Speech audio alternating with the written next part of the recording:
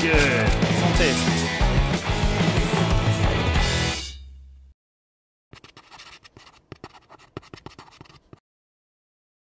Next thing I'm gonna do is prepare the beetroot.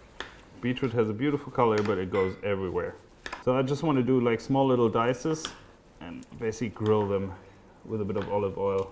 So actually we don't need much on it, just a bit of oil, massage with it, and then that goes into the grill.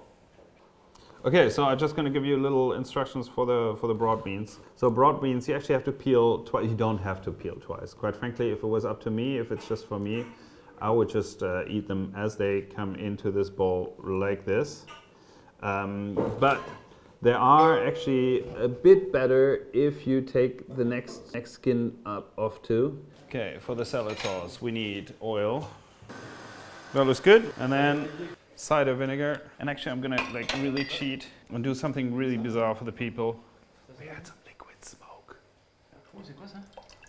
No. Dab of mustard and a couple of anchovies. Come on. Szechuan pepper. Just want to get rid of the anchovy look, not the flavor. We're behind. We're behind. Panic. Salade est presque prêt. Et vin rouge peut-être.